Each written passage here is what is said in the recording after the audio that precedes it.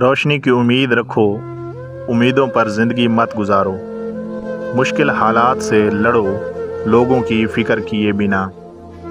اتنا قابل بنو دنیا تم سے ملنے کو ترسے۔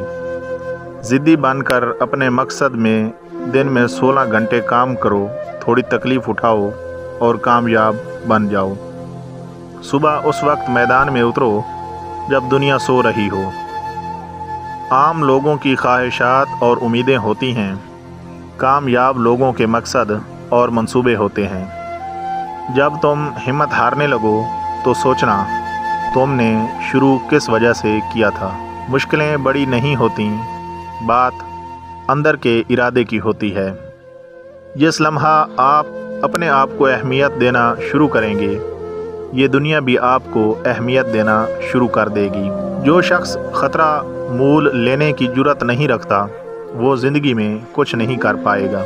ایک بہادر بننے کے لیے آپ یقین رکھو کہ آپ سب سے بہترین ہو۔ اگر آپ نہیں ہو تو خود کو ظاہر کرو۔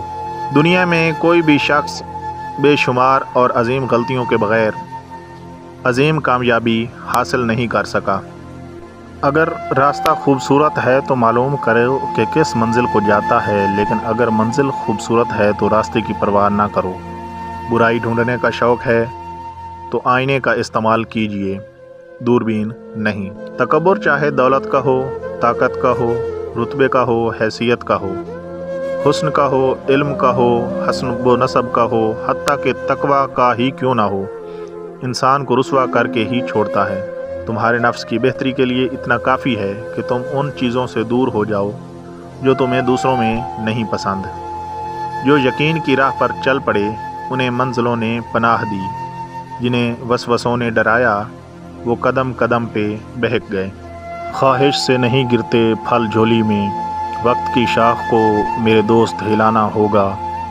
کچھ نہیں ہوگا اندھیروں کو برا کہنے سے، اپنے حصے کا دیا خود ہی جلانا ہوگا۔